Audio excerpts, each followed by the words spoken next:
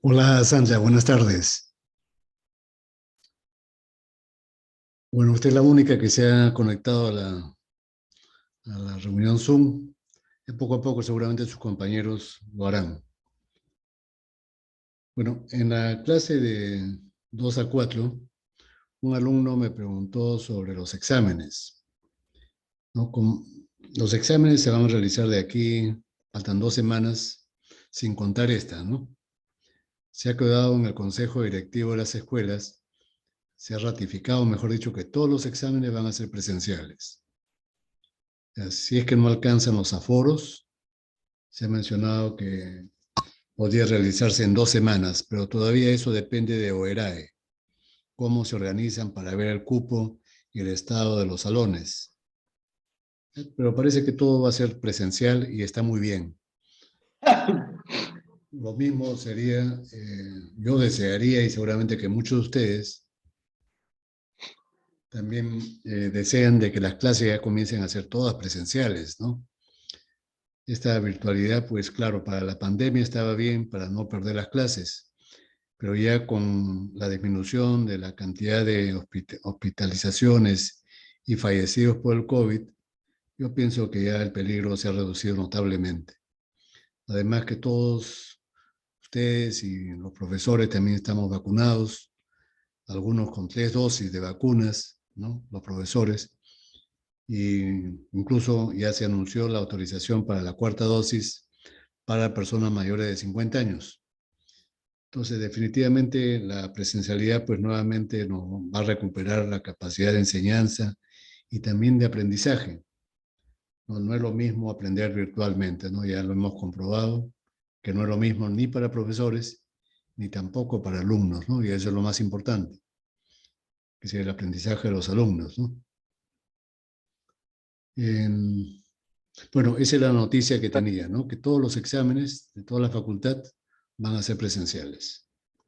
Ojalá que las clases, como mencioné, acabo de mencionar, pues pronto también sean presenciales para acabar con este confinamiento, ¿no? Bueno, eso es con respecto a los anuncios, ¿no? Y comentarios previos. Ahora, en cuanto a la clase, vamos a continuar la clase sin mayor preámbulo, ¿no? Eh, Voy a hacer uso de una diapositiva para facilitar la explicación.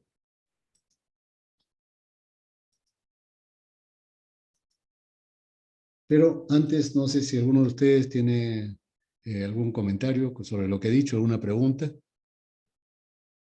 o sobre el curso, o sobre cualquier cosa, ¿no? Que quieran ustedes preguntar. ¿Escucha? Sí, sí, sí, sí escucho. El tercio estaba hablando sobre el tema de las clases presenciales, pero lo que pasa es que dicen que en la facultad falta remodelar el segundo piso y los baños todavía no están en capacidad de ser usados. Y por eso es que la presencialidad de clases no se podrá dar este ciclo, dijeron. Sí, claro, ese es, lo más probable es que durante todo este ciclo sea todavía virtual, ¿no? Si no, lo digo como un deseo, ¿no? Y también para ejercer un poco de presión, para que efectivamente baños del segundo y tercer piso me dicen que no están habilitados o faltan puertas o algo por el estilo. Lo mismo las computadoras que hay en cada salón y supongo que los proyectores sí estén, pero las computadoras, los CPUs parece que los han robado, los han hurtado, entonces ese es un comentario que hay, no sé si se ha confirmado o no. Y es cierto, hay limitaciones, es más que todo la manifestación de un deseo. Pe- Por el lado mío es personal, ¿no? Pero yo supongo que muchos alumnos también compartan ese deseo, ¿no? Y de alguna forma ejercer presión para que esto se apresure, porque ustedes saben, en la uni si alguien no apura las cosas, todo marcha muy lentamente. A eso me refiero. Pero está bien su comentario, ¿no? Es decir, probablemente en este ciclo no se dé la presencialidad, pero presionar para que el próximo ciclo asegurar que ya comencemos las clases presenciales. Bueno, en la clase pasada nos quedamos viendo los principales factores que influyen sobre la eficiencia del proceso de admisión. Dijimos previamente que el objetivo de la admisión era garantizar que la mayor cantidad de flujo másico de aire o de mezcla aire-combustible ingresen al motor para que éste pueda quemar la mayor cantidad de combustible y con ello desarrollar la mayor potencia, ¿no? Mencionábamos los factores más importantes y dijimos que de los 4 que habíamos mencionado, voy a mostrarlos en este momento, el más importante de esos 4 eran las pérdidas de presión o pérdidas hidráulicas que se producían cuando el aire ingresaba al motor a través de los diversos accesorios del sistema de admisión, ¿no? En el sistema de admisión hay diversos obstáculos al ingreso del aire. El más importante se produce en la propia válvula de admisión, ¿no? Si es que hay una.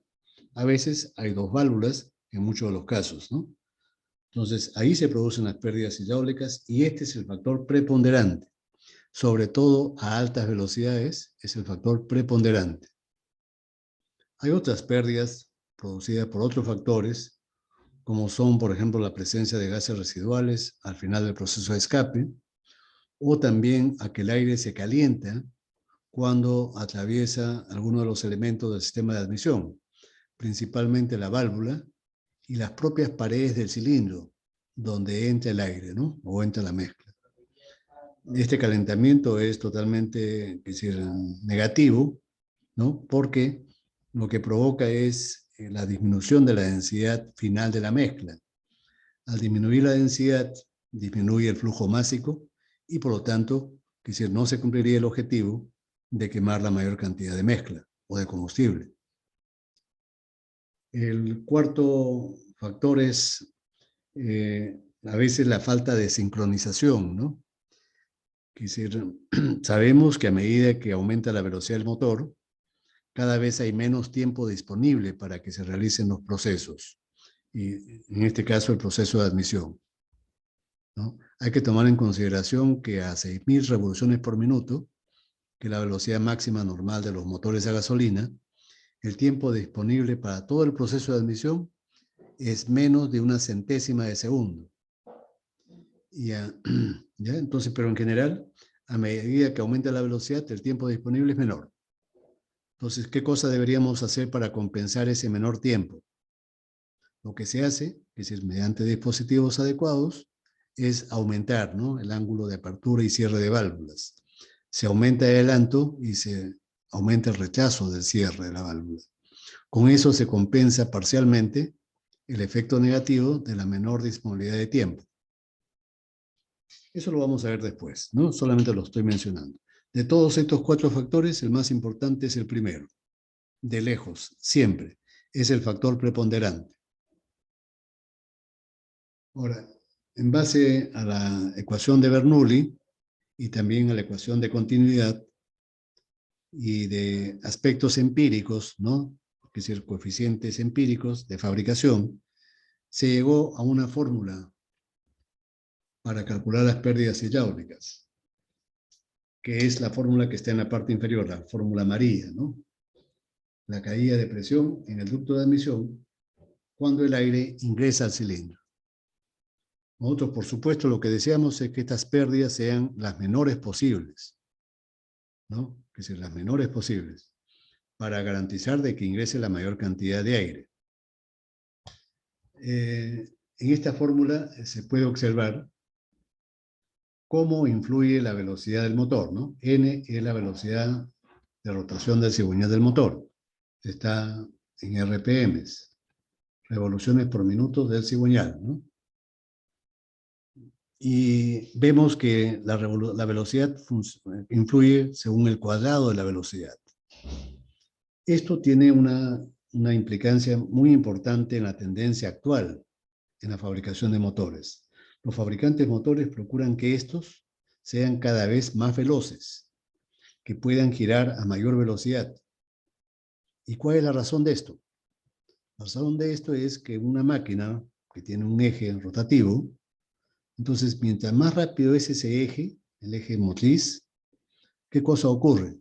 Para una determinada potencia, si el eje motriz puede girar más rápido, entonces el torque del motor y la potencia del motor, y el torque sobre todo, y el tamaño del motor, se reducen para una potencia determinada, ¿no? Si el eje cigüeñal gira más rápido, entonces el tamaño del motor va a ser más pequeño. Esto, obviamente, ¿qué cosa significa para un motor automotriz? Para un motor automotriz significa que tendríamos un motor potente y simultáneamente liviano y de pequeño tamaño, ¿no? Que ocupa poco espacio. Obviamente, para un motor de un automóvil, eso es de suma importancia, ¿no? Que el motor sea potente y liviano simultáneamente. Pero acá está ocurriendo algo negativo. Cuando aumenta la velocidad del motor, aumentan las pérdidas rápidamente con el cuadrado de la velocidad. ¿Qué cosas han hecho los fabricantes para neutralizar esta tendencia negativa, ¿no? Que tiene el aumento de la velocidad? Aumentar el área de ingreso de las válvulas, ¿no? La idea inicial sería poner una válvula más grande, pero poner una válvula más grande no es fácil porque no hay espacio, ¿no? Es decir, en la culata no hay mucho espacio para poner válvulas muy grandes, hay un espacio limitado. Y además, una válvula más grande tiene mayor inercia, ¿no? Entonces, tiene mayor inercia el mecanismo de distribución, es decir, el eje de levas con los balancines y los resortes tienen que ser mucho más robustos y soportar mayores fuerzas. Este aumento de los esfuerzos a los que están sometidos las partes de este mecanismo que abre y cierra las válvulas, va a determinar que su confiabilidad disminuye. Es decir, y su durabilidad también, ¿no? Es decir, son elementos que van a estar más sujetos a desgaste y a fallas.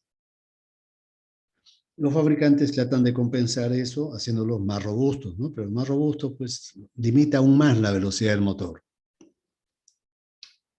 Entonces, lo que se hace generalmente es aumentar la cantidad de válvulas. Por eso en la actualidad es muy frecuente, sobre todo en motores automotrices, tanto de gasolina como diésel, utilizar 4 válvulas por cilindro, 2 válvulas de admisión y 2 válvulas de escape. En algunos modelos, en muy pocos y muy pocas marcas, se ha intentado ponerle 3 válvulas de admisión y 2 de escape, pero esa tendencia tiende cada vez a desaparecer. Ya lo más frecuente, más bien, es el esquema de 4 válvulas por cilindro. Claro, acá en la fórmula también se observa la influencia de los coeficientes de pérdidas de cada uno de los accesorios, ¿no? Sobre todo, principalmente el coeficiente de pérdidas de la propia válvula de admisión, que hemos dicho que es la zona más angosta por donde ingresa el aire, y es la que en última instancia determina las pérdidas, ¿no? Este coeficiente de pérdidas es importante, por eso es decir, todo el sistema de admisión hay que diseñarlo desde el punto de vista aerodinámico para que produzca pocas pérdidas. Las paredes, por ejemplo, internas del tubo de admisión, hay que pulirlas para así reducir un poco las pérdidas. Los filtros de aire tienen que cumplir 2 requisitos que son contrarios a la vez, ¿no? Por un lado, dejar pasar el aire y por otro lado, retener las partículas sólidas. Cumplir esas 2 funciones a la vez es difícil para el filtro, ¿no? Además, ese filtro con el tiempo de uso se va ensuciando, se va empolvando. Y la presencia de polvo que queda atrapado en ese material filtrante de este elemento obstruye el ingreso del aire. ¿Ya? Es decir, un filtro sucio, ¿no? Empolvado, va a provocar que cada vez entre menos aire al motor y este en consecuencia va a perder potencia y va a consumir combustible inútilmente.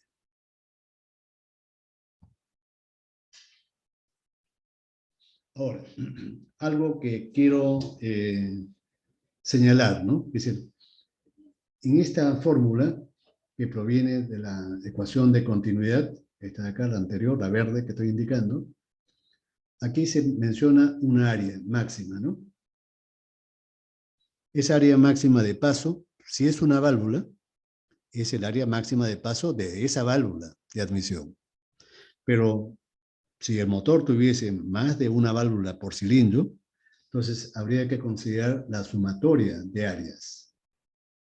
Sumatoria. La sumatoria de las áreas máximas de paso de todas las válvulas de ese cilindro, de toda la válvula de admisión de ese cilindro, ¿no? Por si acaso, es la sumatoria, ¿no?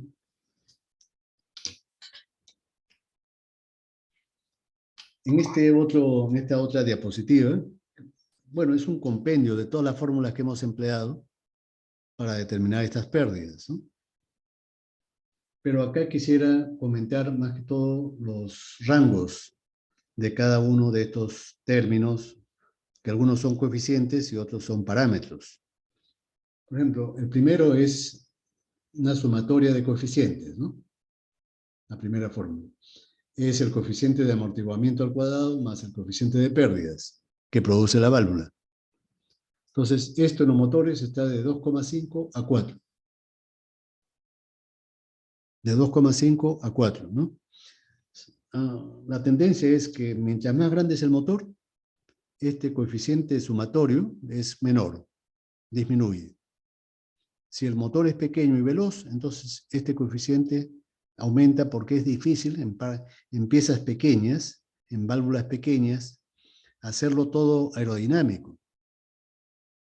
Ya hemos dicho que la tendencia es que todos los componentes del sistema, en el momento del diseño, el fabricante procura que sean aerodinámicamente, produzcan pocas pérdidas. Mientras más pequeñas son las piezas, más difícil es de hacer y de conseguir estas formas aerodinámicas adecuadas. El segundo término es la velocidad media de admisión, ¿no? La velocidad media de admisión en las válvulas, que está en el rango de 50 a 130 metros por segundo. Mientras más rápido es el motor, obviamente mayor es la velocidad media. Y mayores van a ser las pérdidas. Mayores van a ser las pérdidas hidráulicas en la admisión. Mientras mayor es la velocidad, mayores las pérdidas, ¿no? Ya saben ustedes que depende del cuadrado de la velocidad. El tercer parámetro es el rango de variación del diámetro de las válvulas. Este rango es para válvulas, es decir, una o dos válvulas por cilindro. Cuando hay una sola válvula, por supuesto, el diámetro de la válvula es más grande, ¿no? Ocupamos la parte alta del rango, ¿no? 40% del diámetro del cilindro. Una válvula de admisión puede tener como sección 40% del diámetro del cilindro.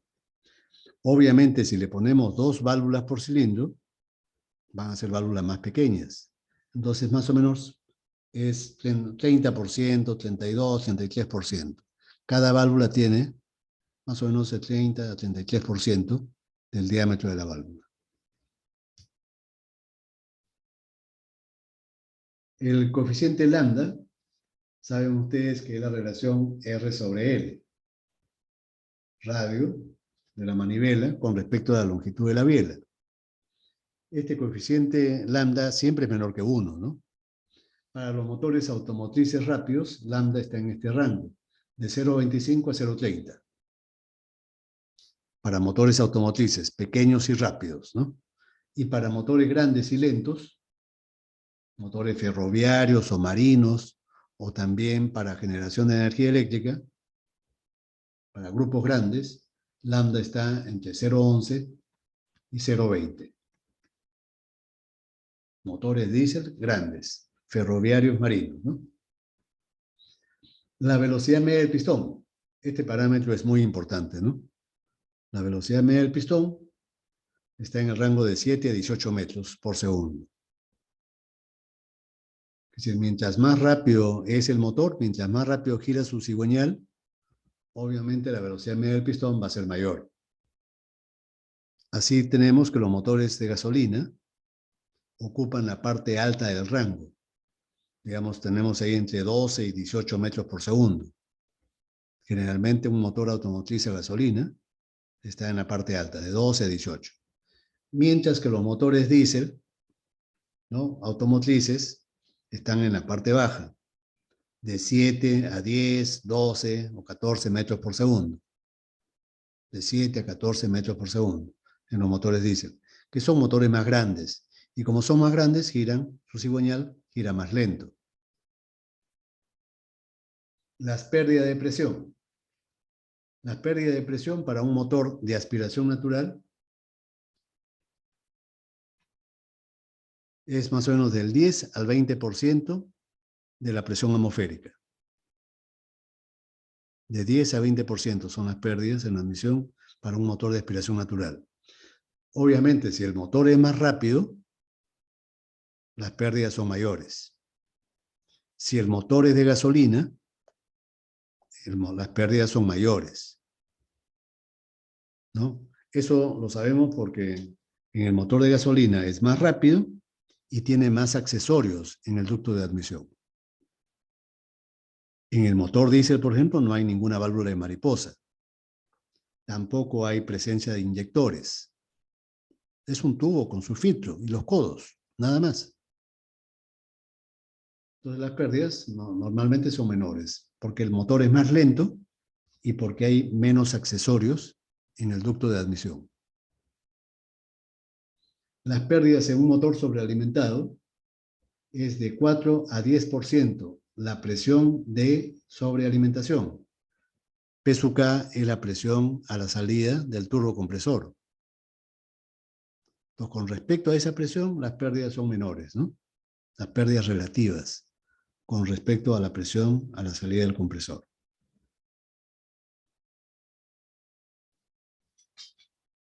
Entonces, ese era el comentario sobre los rangos, ¿no? Ahora viene la parte más interesante. Que es decir, ¿qué hacen los fabricantes para reducir las pérdidas de presión en el sistema de admisión? Ese es el gran problema que tienen ellos, ¿no?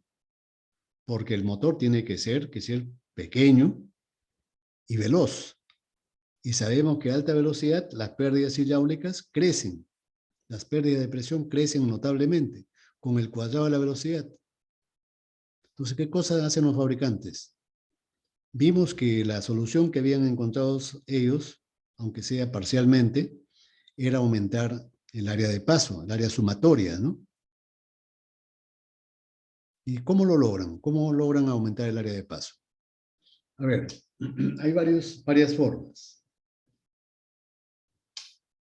Una de ellas, por ejemplo, hay una tendencia casi universal en la fabricación de motores de disminuir la relación S sobre D. S, como saben ustedes, es la carrera del pistón y el diámetro D es el diámetro del cilindro. Entonces, la tendencia es disminuir esta relación. Antiguamente, es decir, cuando se inventaron los motores, eran motores largos, ¿no? Es decir, cuya carrera pues era 1,5 metros, ¿no? 1,20 metros de carrera. Y el diámetro 30 centímetros, 40 centímetros. Entonces, era mucho mayor la carrera que el diámetro. Eso ha ido disminuyendo esa relación. A tal punto que en los motores de gasolina actuales, incluso la relación S sobre D puede ser menor que 1. En los motores HE actuales, la relación S sobre D varía entre 1,05 hasta 0,85. Bueno, he debido ponerlo al revés, ¿no? De 0,85 a 1,05. Entonces, cuando la relación S sobre D es menor que 1, se dice que el motor es supercuadrado. Cuando la relación S sobre D es menor que 1, se dice que el motor es supercuadrado.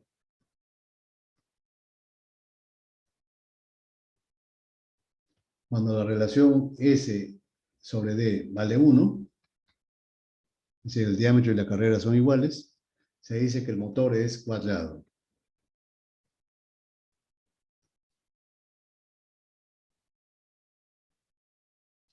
Por supuesto, son nombres, ¿no? Entre comillas. Esa es la jerga automovilística. Entonces, hay una tendencia de que los motores a gasolina veloces o son cuadrados o son supercuadrados, los más veloces.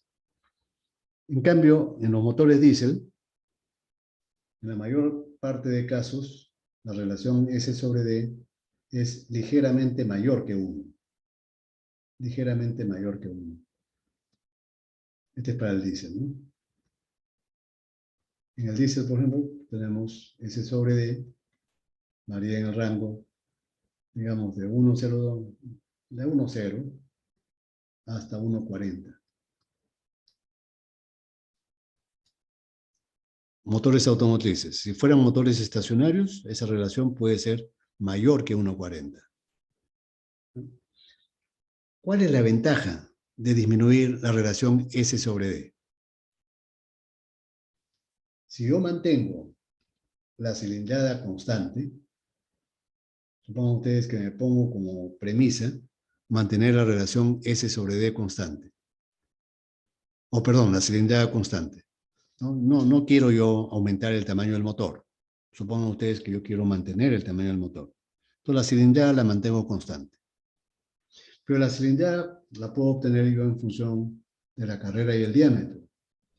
La cilindrada unitaria, como saben ustedes, es igual a pi por el diámetro al cuadrado por S.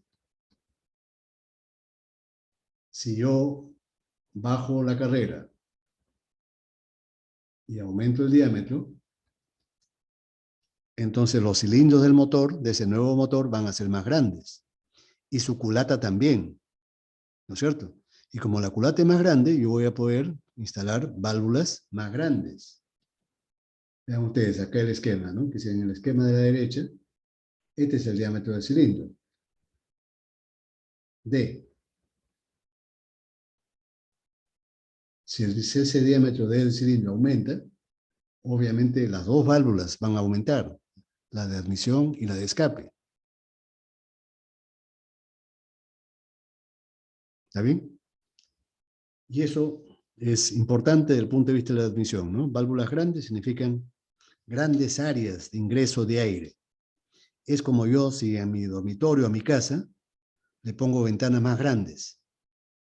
Si le pongo ventanas más grandes, va a entrar más aire. Se va a ventilar mejor mi casa, ¿no es cierto?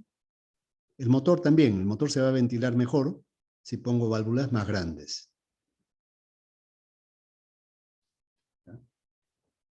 Eso tiene otros efectos, ¿no? Las pérdidas por rozamiento también disminuyen cuando yo disminuyo la relación S sobre D. Pero eso lo vamos a ver mucho más adelante. Las pérdidas por fricción también mejoran, también disminuyen cuando disminuyo la relación S sobre D. Ahora, esta solución choca con un problema. ¿Cuál es el problema? Que yo puedo tener válvulas más grandes. Esas válvulas más grandes van a requerir resortes más robustos. El mecanismo que me abre y cierra las válvulas va a tener que ser más robusto, más potente. Las fuerzas de inercia a la que está sometida la válvula van a crecer. Para una determinada velocidad van a crecer si es que la válvula es más grande. Entonces, si bien es cierto que esto permite una solución parcial, también tiene problemas, ¿no? Porque los elementos del mecanismo de distribución van a tener que ser más robustos para poder abrir y cerrar esas válvulas más grandes. La segunda solución es la más frecuente. Aumentar el número de válvulas por cilindro. En vez de ponerle solamente 2 válvulas, se pone 4 válvulas, 2 de admisión y 2 de escape. Como tenemos aquí, ¿no? En la parte derecha.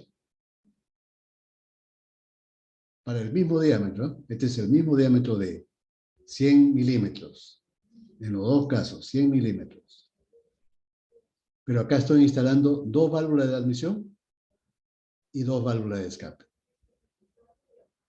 La cuestión es que la sumatoria de estas dos válvulas, sumatoria de áreas de admisión,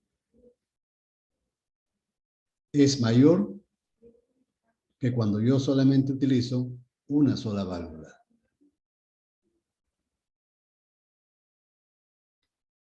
Vamos a llamarle, por ejemplo, este caso A, este caso B. La sumatoria de áreas de admisión de B es mayor que el área de admisión de A.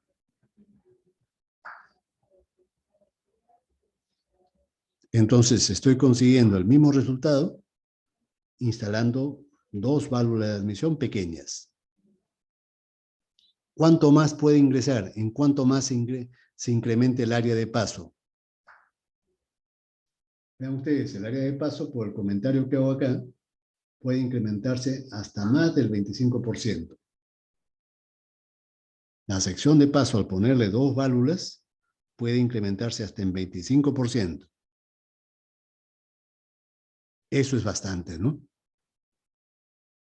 Pero no solamente logro esa ventaja cuando yo instalo 4 válvulas.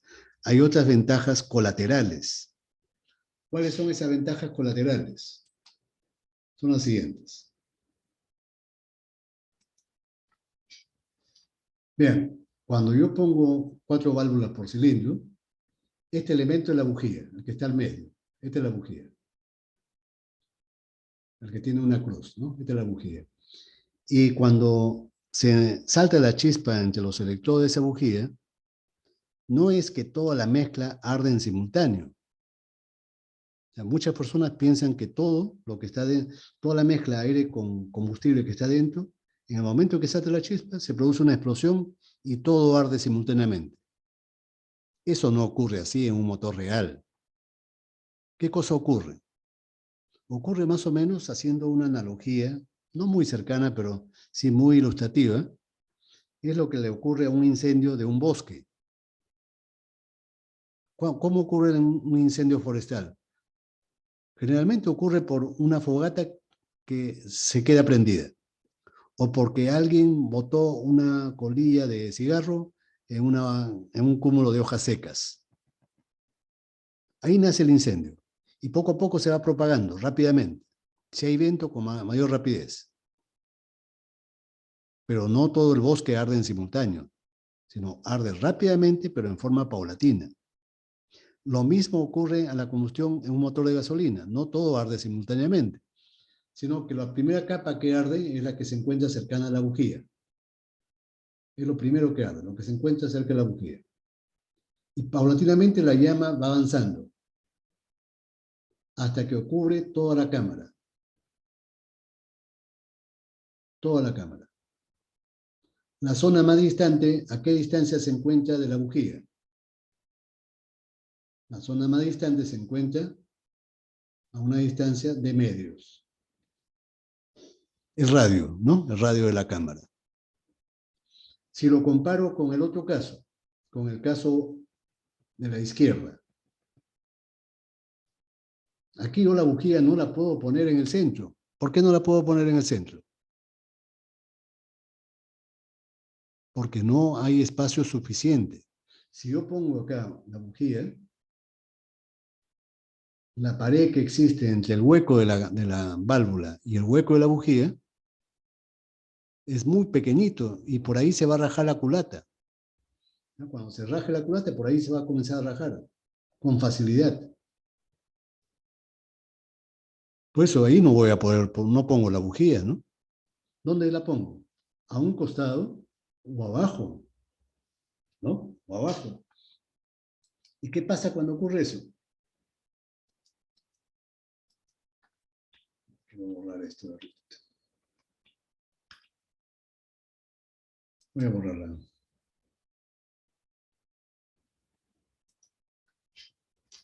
Cuando la bujía está abajo, es decir, la combustión nace cerca de la bujía, se queman las capas cercanas a la bujía y poco a poco va avanzando, ¿no?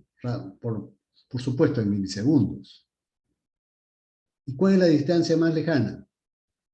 ¿Cuál es la zona de la cámara que se quema en última instancia? La que se encuentra en el extremo opuesto. ¿A qué distancia se encuentra de la bujía? La distancia es D. El doble de la distancia anterior. Y por lo tanto, aproximadamente se va a demorar el doble de tiempo. ¿Qué ventajas tiene cuando la mezcla arde con mayor rapidez? ¿Qué ventajas tiene cuando la combustión es más rápida? Si el combustible se quema con mayor rapidez, la potencia que desarrolla el motor también aumenta. No al doble, pero aumenta notablemente. Entonces la idea es que la combustión se produzca rápido. Mientras más rápido, mejor. Y eso lo estamos logrando cuando ponemos la bujía en el medio. En este caso, vean ustedes que el espacio sí me da para poner la bujía en el medio. Sí queda espacio para poner la bujía en el medio, sin aumentar las concentraciones de esfuerzos. Es otra ventaja. Esto me permite desarrollar potencias mayores. Tercera ventaja de poner las 4 válvulas por cilindro. Si yo comparo el tamaño de esta válvula en B, en el caso B, de la derecha, si lo comparo con A, no solamente la válvula B es más pequeña en el diámetro, ¿no? Acá tenemos un diámetro de 34 milímetros, ¿no? En el anterior caso tenemos 43 milímetros. No solamente es más pequeña en el diámetro, sino más pequeña en todas sus dimensiones. La altura de la válvula, el espesor de las paredes, el espesor del vástago, todo es más pequeño y también más liviana, por lo tanto. Esa válvula pequeña de 34 milímetros va a ser más liviana. ¿Está bien? Y si es más liviana y más pequeña, ¿eso es una ventaja o no? Del punto de vista dinámico, sí, ¿no? Las fuerzas de inercia van a ser más pequeñas. Las aceleraciones pueden ser más rápidas, ¿no? Un cuerpo pequeño se puede acelerar con mayor facilidad. No requiere de resortes muy robustos. Y por lo tanto, el mecanismo que acciona las válvulas, el mecanismo de distribución, no va a soportar muchos esfuerzos. Por lo tanto, su durabilidad y su confiabilidad en el funcionamiento van a ser mayores. El motor va a tener más tiempo de vida y las reparaciones van a ser con menos frecuencia. Y esa es una ventaja comprobada, ¿no? ¿Está claro? Ahora, en los motores, no de automóvil, pero sí de carrera, de competición, ¿no? Hay una tendencia de ponerle, por ejemplo, válvulas de titanio. El titanio es un material que es altamente resistente, claro, no tanto como el acero, pero sí tiene una resistencia apreciable. La ventaja del titanio que es mucho menos pesado que el acero. Es 45% más liviano. Para las mismas dimensiones, 45% más liviano. Su densidad es 45% menor. Y esa es una ventaja, ¿no? Esa válvula se va a poder mover muy fácilmente.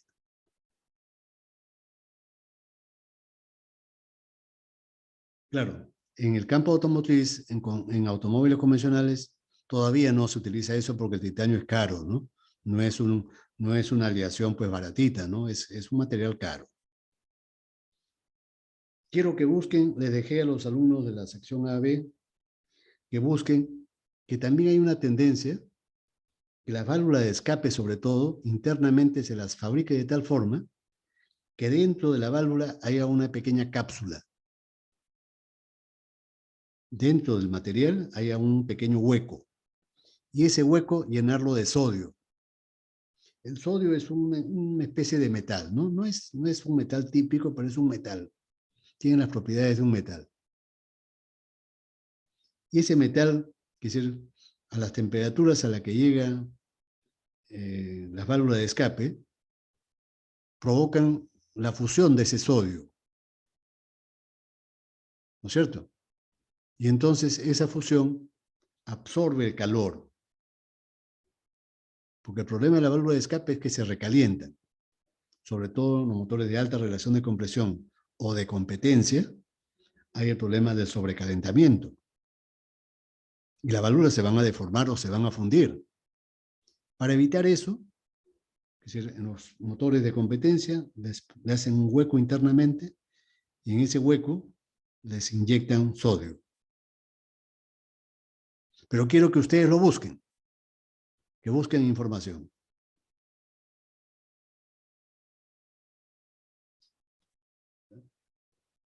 Ahora, la tercera variante, ¿no? La tercera variante es cambiar la forma de la cámara de combustión. Aquí, por ejemplo, en el esquema A, la forma de la cámara se le llama hemisférica. Hemisférica, con H, ¿no? O también le llaman, es decir, sí, hemisférica. Hemisférica. Es la parte de una esfera, ¿ya? La parte de una esfera. No es una media, no es la mitad de la esfera. Es un casquete polar. Un casquete polar. ¿Ya? Ahora, un casquete esférico, mejor dicho. En cambio, en el esquema B, esta forma de la cámara es piramidal. Piramidal. Noten ustedes que en ambos casos, los ángulos de los vástagos de las válvulas no son paralelos. Estos vástagos no son paralelos, sino que hacen un ángulo entre ellos. En el caso B, ese ángulo es mayor. Aquí está la otra válvula, ¿no? Ese ángulo alfa es mayor. ¿No es cierto que el ángulo que hay entre los vástagos de las válvulas determina la forma de la cámara de combustión? Si ese ángulo aumenta, ¿no es cierto que eso va a permitir que el volumen tenga otra forma y que permita la instalación de válvulas más grandes? En el caso de las cámaras piramidales, el tamaño disponible para poner válvulas crece con respecto a las cámaras hemisféricas. También se le llama semiesféricas. Ahora que me acuerdo, semiesféricas.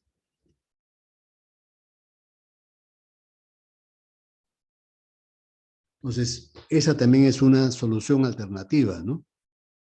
Cambiar el ángulo entre las válvulas, entre los vástagos de las válvulas, para permitir instalar válvulas más grandes. Pero, ¿qué problema trae esto? ¿Qué problema tiene el aumentar el ángulo entre los vástagos de las válvulas? El mecanismo que activa, que abre y cierra las válvulas, se vuelve más complejo, más complicado. ¿Está bien? En el caso de las válvulas paralelas, acá en el último caso, por ejemplo, las válvulas de admisión y escape están una detrás de la otra. Se ve solamente una, ¿no? Pero la otra está detrás. Esos ángulos son, es decir, los vástagos son paralelos. Ahí es mucho más fácil abrir y cerrar esas válvulas. Y hay otras complicaciones, ¿no? Cuando yo, por ejemplo, pongo esta variante, es decir, la válvula o la culata se vuelve más alta. ¿Ya? Cuando utilizo válvulas paralelas, la culata es más chata, ocupa menos espacio, menos volumen. Cuando yo aumento el ángulo, entonces eso me va a determinar una culata más alta. Lo mismo también hay, digamos, cuando yo hago esta configuración con un ángulo entre válvulas, los pernos que sujetan la culata al monobloc, es más difícil de ubicarlos. Es más difícil de ubicarlos. Entonces, tiene ventajas y desventajas. Por eso, lo más, digamos, lo más frecuente es poner 4 válvulas. Esa es la tendencia universal, ¿no?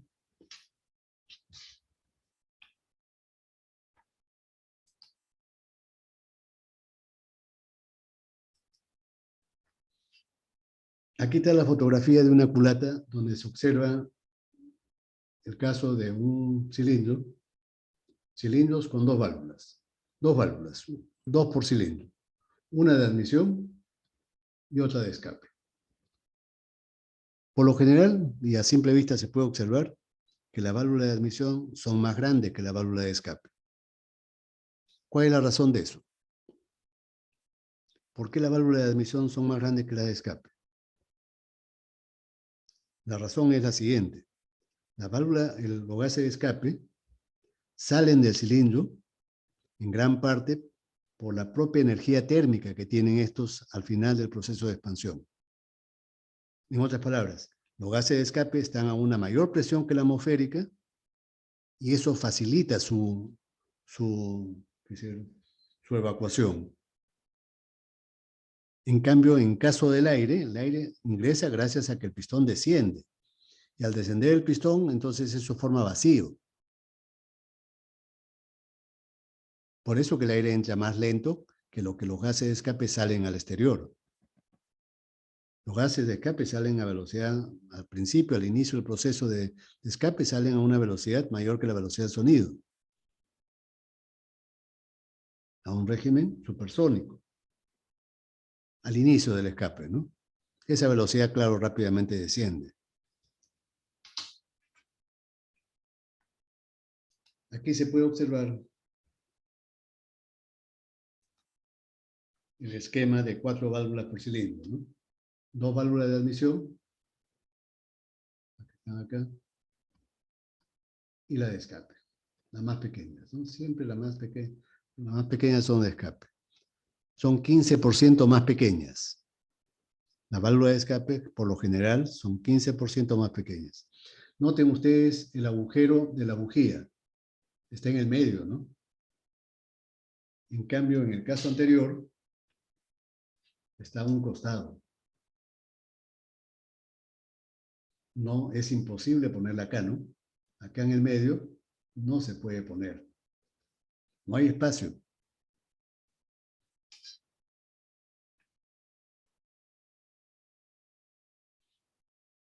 ¿Está bien? ¿Se entendió eso, por favor? Profe, Sí. para aumentar la potencia, ¿podría usar más bujías? O sea, en un cilindro Sí, de... sí, sí, sí. Se acostumbra, en algunos casos, por ejemplo, no en el caso de las 4 válvulas, ¿no? Porque en 4 válvulas se pone al centro y eso garantiza una combustión rápida. Pero en el caso de 2 válvulas, donde la bujía está a un costado, a veces se ponen 2 válvulas para que la combustión sea también rápida, compensar la lentitud poniéndole 2 válvulas. Pero esa solución un poco que complica y encarece el producto, ¿no? Pero sí, es válido, lo que usted dice es cierto y se cumple. Ahora, ¿qué cosa trato de mostrar aquí? En algunos casos, sobre todo en motores diésel, es decir, ¿en qué momento se inyecta el combustible? ¿No es cierto que se inyecta al final del proceso de admisión, de compresión? Y que ese combustible que se inyecta rápidamente tiene que autoencenderse para que la combustión se inicie incluso antes que el pistón llegue al punto muerto superior, al final de la compresión.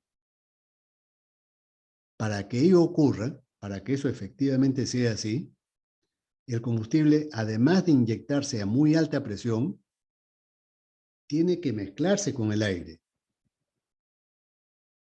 Y una forma de favorecer ese proceso de mezclado y de que el combustible se vaporice y se mezcle con el aire rápidamente, es haciendo que el aire durante la admisión ingrese al cilindro dando vueltas, como se puede ver acá en esta figura,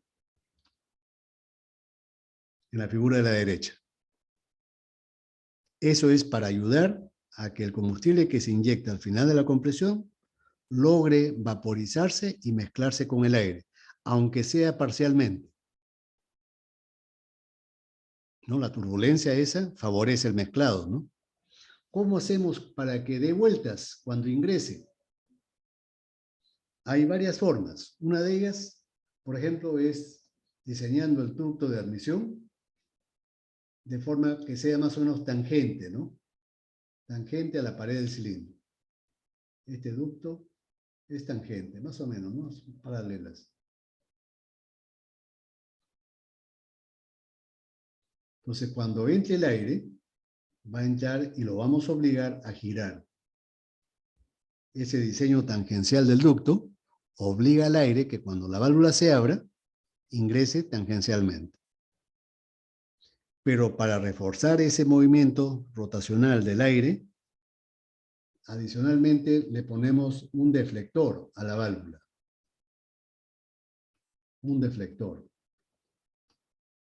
Una pequeña lámina curva que sea parte integrante de la válvula, acá soldada, ¿no? No, realmente no es soldada, sino todo es maquinado, fundido y maquinado, ¿no?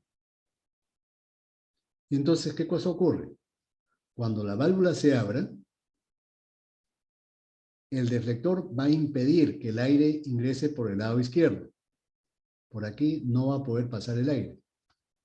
No va a poder entrar al cilindro por el lado izquierdo. Lo obligamos a entrar al aire todo por la parte derecha. Obviamente, hemos reducido el área de ingreso, ¿no? Al ponerle este deflector, hemos reducido el área de ingreso del aire. ¿Qué pasa cuando se reduce el área? ¿Qué le pasa a la velocidad? ¿Qué pasa cuando ponemos el dedo en el pico del caño? ¿No es cierto que la velocidad aumenta? Entonces, acá la velocidad del aire aumenta, comparativamente con el caso de que no haya deflector. Pero no solamente logramos que la velocidad aumente, sino lo obligamos a entrar y girar dentro del cilindro. Lo obligamos a girar y a que se forme este remolino. Lo obligamos a que se forme el remolino. Ese remolino que se forma en la admisión no acaba instantáneamente, no es que deja de girar ahí mismo. Eso se conserva como si fuera un trompo. Hay una magnitud en física que se llama cantidad de movimiento rotacional o momentum, ¿no es cierto?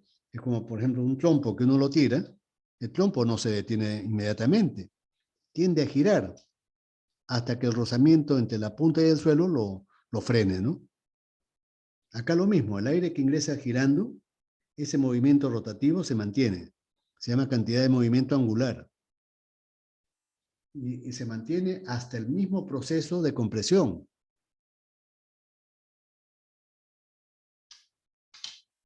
Por supuesto, esto reduce la cantidad de aire que ingresa, reduce la eficiencia volumétrica, pero ganamos algo. ¿Qué cosa ganamos? Ganamos la eficiencia con que se mezcla el combustible, se evapora y se mezcla con el aire. Perdemos un poco en eficiencia volumétrica, pero ganamos en el mejor mezclado del combustible con el aire. Y eso compensa las pérdidas de presión que hay o que produce ese deflector, ¿no? ¿Está bien? ¿Se entendió, por favor? Sí, ingeniero. Sí. Sí, profe. Ya, muy bien. Ahora, la pérdida de presión, si bien es cierto, es el factor más importante, pero no es el único factor que influye sobre la admisión. El otro factor era la presencia de gases residuales. Durante el proceso de escape no se logra evacuar a todos los gases quemados. Siempre queda una pequeña porción de gases residuales. Y esos gases residuales no están a la presión atmosférica. Son gases que están a alta temperatura y a una presión mayor que la atmosférica. Y entonces, ¿qué cosa va a provocar que los gases estén a una mayor presión que la atmosférica? Eso va a dificultar el ingreso del aire de afuera. ¿No es cierto? Mientras mayor sea la presión de los gases residuales, más difícil le va a ser al aire a ingresar desde el exterior. ¿Sí? Entonces, ¿cuáles son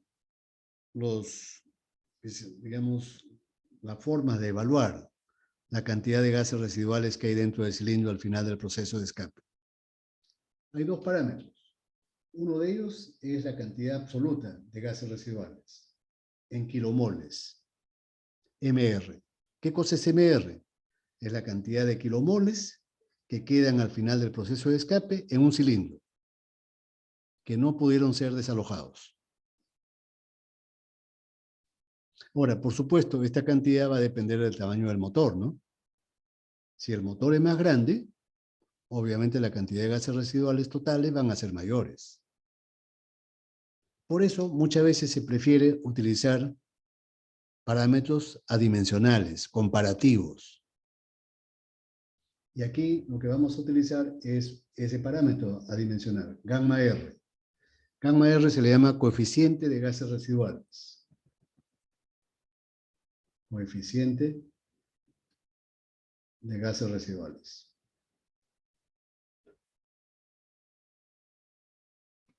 Y es un cociente. Un cociente. Ese cociente en el numerador, nosotros ponemos las kilomoles de gases residuales que quedan en un cilindro después de un proceso de escape. Esto en kilomoles por cilindro, ¿no? Y en el denominador ponemos M1. ¿Y qué cosa es M1? Las kilomoles de mezcla fresca que ingresan al motor en una admisión, en un cilindro. Si el motor es encendido por chispa, M1 es aire más vapor de gasolina. Si el motor es diésel, M1 es solamente aire. Entonces, estos son kilomoles de mezcla fresca o de aire, dependiendo de qué tipo de motor estemos hablando, ¿no? Por supuesto, este cociente es mucho menor que 1. Gamma R es mucho menor que 1. Vean ustedes los rangos de valores, tanto para motores diésel como para motores de gasolina. Estos rangos son para el régimen nominal, a la máxima velocidad del motor. En un motor diésel, la cantidad de gases residuales que quedan al final del proceso de escape está entre 3 y 6% con respecto al aire, ¿no? En los motores diésel. Y en los motores de gasolina está entre 6 y 10% con respecto a la cantidad de mezcla aire-gasolina. ¿Por qué el rango de los motores HE es mayor? Casi el doble. ¿Cuáles son los factores que influyen sobre gamma R? Los factores que influyen están acá. Estos 4. ¿Cuál es el más importante o los más importantes? Uno de los más importantes es este cociente, ¿no? 1. Cociente de volúmenes. ¿Qué cociente nos interesa? B sub C sobre B sub H. ¿Por qué B sub C? ¿Qué cosa es B sub C? B sub C, si nosotros vemos el diagrama PB que dibujamos al inicio, aquí, ¿qué cosa es B sub C? BC es el volumen muerto, ¿no es cierto? Al final de la carrera de escape, cuando el pistón sube, al final de la carrera de escape, no del proceso, El proceso de escape acaba en 2, pero el final de la carrera de escape es en el punto muerto superior. Ahí tenemos el volumen muerto. Mientras mayor sea el tamaño del volumen muerto con respecto a la cilindrada, obviamente la cantidad de gases residuales y de ese coeficiente va a crecer. ¿Ya? Entonces, si crece la relación B sub C sobre B sub H,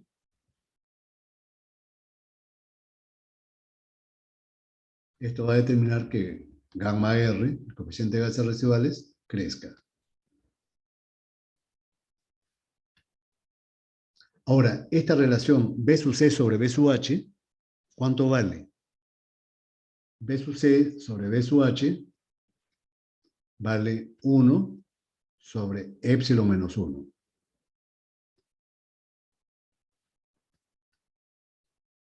Ya saben ustedes la regla mnemotécnica, ¿no? La regla mnemotécnica, ustedes dibujan un cilindro y el pistón ubicado en el punto muerto superior. Entonces, este es el punto muerto inferior, el de abajo. Entonces, ustedes hacen que el volumen muerto sea proporcional a 1. El volumen de desplazamiento proporcional a épsilon menos 1. Y el volumen total, épsilon, proporcional a épsilon. De aquí sacan ustedes esta relación.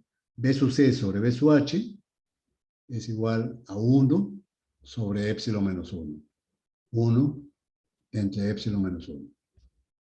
Entonces es muy práctico acordarse de esta regla mnemotécnica, ¿no? Dibujando un cilindro y un pistón ahí. Entonces, mientras mayor sea épsilon, como ocurre en los motores diésel, ¿qué le pasa a la relación B sub C sobre B sub H? ¿Qué le pasa a este cociente? ¿No es cierto que si épsilon aumenta, ese cociente va a bajar? Tal como lo hemos puesto aquí. Y al bajar B sub C sobre B sub H, ¿qué efecto tiene eso sobre gamma R? Aumenta. ¿Ya? Si B sub C sobre B sub H aumenta, gamma R aumenta. Si B sub C sobre B sub H disminuye, gamma R disminuye, como le ocurre a los motores diésel. Los motores diésel tienen un menor coeficiente de gases residuales porque su volumen muerto relativamente es más pequeño que en los motores de gasolina. Comparativamente, ¿no? Si lo comparo con el volumen de desplazamiento.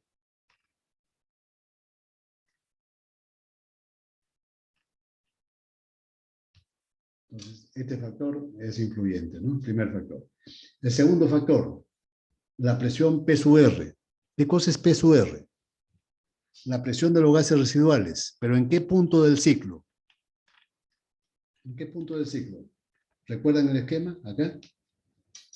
Al final de la carrera de escape, no del proceso, sino de la carrera, aquí.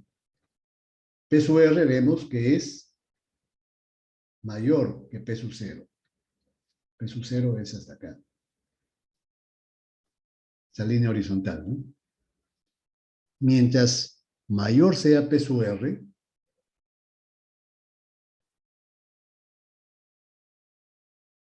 otro ciclo, lo que estoy dibujando es otro ciclo, otro proceso de admisión. Entonces, acá vean ustedes, P sub R ha crecido, ¿no? P sub R prima, mayor que P sub R. ¿Cuándo ocurriría eso, por ejemplo, que P sub R crezca? ¿No es cierto que P sub R crece cuando yo, por ejemplo, obstruyo por algún medio el tubo de escape? ¿Qué pasa si, por ejemplo, le pongo yo un wipe al tubo de escape en la parte del silenciador? ¿No es cierto que hay una tendencia a que los gases residuales queden acumulados dentro del volumen muerto? Y esa acumulación de gases residuales, ¿cómo se va a manifestar? ¿No es cierto que eso se va a manifestar en una mayor presión en esa cámara? Porque los gases están mayor apretujados, más acumulados ahí. ¿No es cierto? O si, por ejemplo, me voy, que decir, mi silenciador quiero cambiarlo, está viejo, se ha oxidado, se ha carcomido. Entonces, en vez de comprarle un silenciador nuevo, hecho con estándares, ¿no? Auténtico, original, lo llevo a un zanjón, ¿no? Y ahí le ponen un silenciador hechizo, hecho artesanalmente. Y de paso más pequeño. ¿No es cierto que ese silenciador más pequeño y no hecho con estándares de calidad me van a obstruir la salida de los gases? Si los gases no pueden salir, significa que se han quedado acumulados dentro del cilindro. Y que se hayan quedado acumulados dentro del cilindro me va a provocar que P sub R crezca. Y eso es sinónimo de que hay mayor cantidad de gases residuales. Si hay mayor cantidad de gases residuales y P sub R crece, entonces esto implica que MR crece. Y si MR crece, gamma R también va a crecer. Y eso no queremos, ¿no? No queremos que gamma R crezca. Queremos que gamma R tenga el mínimo valor. Si fuera posible, 0. Claro, eso es muy difícil, ¿no? Entonces, este parámetro es también influyente. El tercer parámetro, T sub R, es la temperatura de los gases residuales al final de la carrera de escape. Como dije, esos gases no están solamente a presión, están calientes. ¿Cuál es su temperatura? Acá están los rangos, ¿no? Para el motor diésel y para el motor de gasolina. ¿Por qué en el motor de gasolina la temperatura de esos gases es más alta? Más alta que en los diésel, ¿eh? Muchos alumnos y muchas personas piensan lo contrario, que la temperatura de los gases residuales en el motor diésel son mayores. ¿Por qué? Porque lo asocian con la robustez del motor. El motor diésel es más robusto, más grande. Pero vean que es lo contrario. Los gases residuales, los gases de escape del motor H están a mayor temperatura que los gases de escape y la temperatura de los gases residuales en el motor H es más alto que en el motor diésel. ¿Por qué motivo? Una de las razones más importantes es que en la combustión del motor diésel se utiliza mucho exceso de aire. ¿Ya? Ahí tenemos mínimo 40% de exceso. ¿Y qué cosa ocurre cuando utilizamos mucho exceso de aire? Si bien es cierto, ese exceso sirve para garantizar que la combustión sea más o menos completa, más o menos, sin embargo, el efecto negativo de utilizar mucho aire es que la temperatura promedio de combustión baja. Mientras más exceso de aire haya, más baja va a ser la temperatura de combustión. Y más baja va a ser la temperatura de los gases residuales. Otra razón es que los motores diésel tienen una mayor expansión. Los motores diésel tienen una mayor expansión. Los gases que se queman al inicio de la combustión diésel tienen una expansión más larga, porque epsilon es mayor. ¿No? Recuerden ustedes que T sub B sobre T sub Z era igual a 1 sobre delta a la K-1. En el motor diésel, este delta es mayor que en el motor de gasolina. El delta del motor diésel es mayor.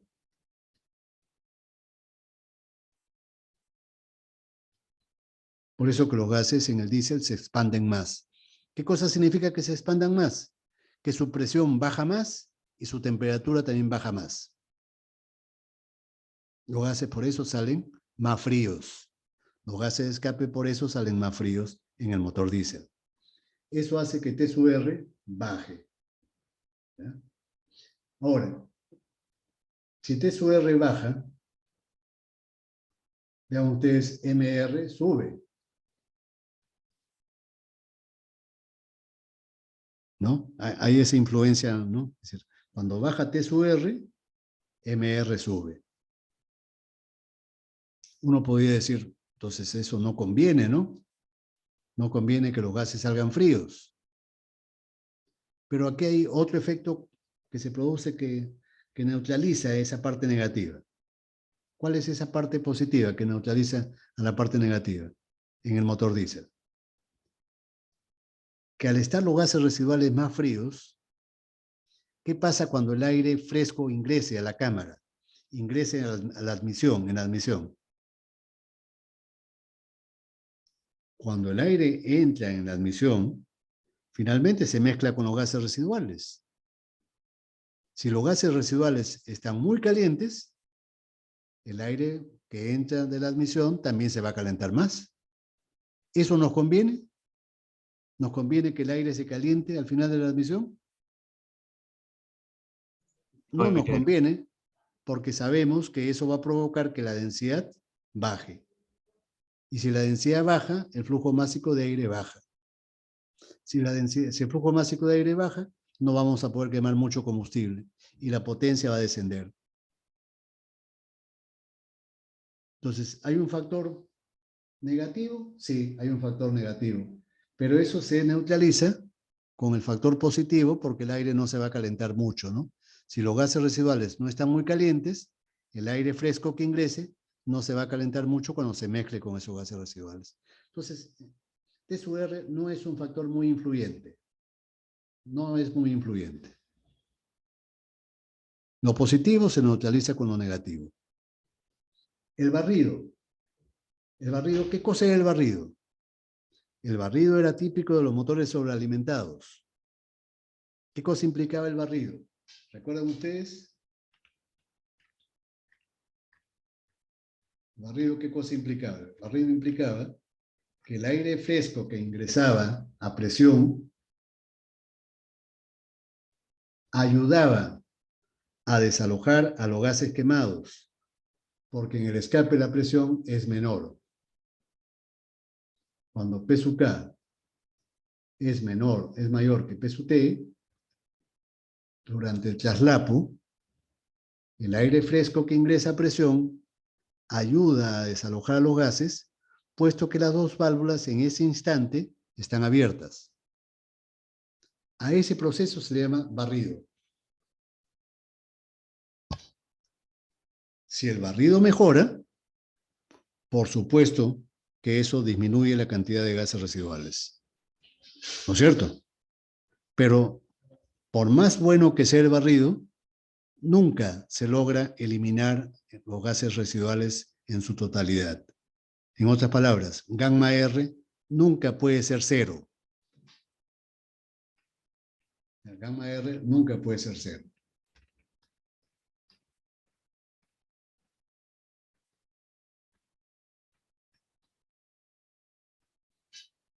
Estos son los tipos de barrido, ¿no?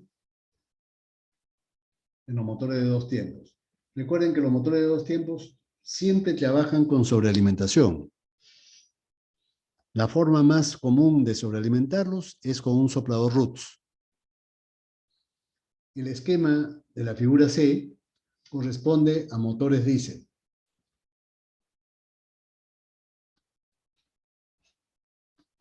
Y el tipo de barrido se llama uniflujo o axial.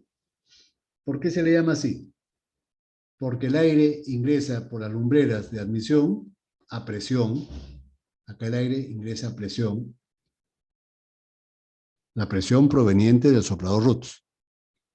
Y eso ayuda a barrer a los gases, a expulsar los gases. Ayuda a que los gases de escape salgan. A ese barrido se le llama uniflujo. Se entiende el nombre, ¿no? El aire y los gases de escape salen en la misma dirección, vertical.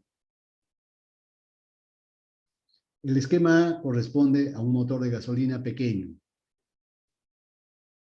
¿no? Motores de dos tiempos de gasolina para cortadores de pasto, de césped. Ya hemos dicho de que esos motores de dos tiempos ya no se fabrican ni siquiera para motocicletas. Solamente en los países de bajo desarrollo como el nuestro, pues nos venden los hindúes, nos venden motores de dos tiempos. Pero hemos dicho que esos motores son sumamente tóxicos. contaminantes. ¿Su barrido cómo es? Su barrido se llama transversal. Entra por la lumbrera de transferencia, desde el cárter, entra una mezcla de aire, gasolina y aceite, a presión, ¿no? La presión que origina el movimiento del pistón hacia abajo. Ahí se comprime esa mezcla, y en un momento cuando el pistón está abajo, y se abre esta lumbrera de transferencia, esta de acá, esa mezcla comprimida pasa del cárter a la cámara de combustión, y desarrolla un movimiento así. Eso ayuda a desalojar los gases quemados por la lumbrera 2, ¿no? La lumbrera 2 es la lumbrera de escape. A ese barrido se le llama transversal. Pero repito, esto que es de motores de motocicleta, el esquema A, corresponde a motores de 2 tiempos de gasolina. En la actualidad solamente es para fabricar máquinas pequeñas, motores para máquinas pequeñas, como motosierras, como cortadora de césped, como carritos para ventilar nieve, nada más. Y para los países así pobres como el nuestro, para que alguien nos venda motores de 2 tiempos, para motocicletas.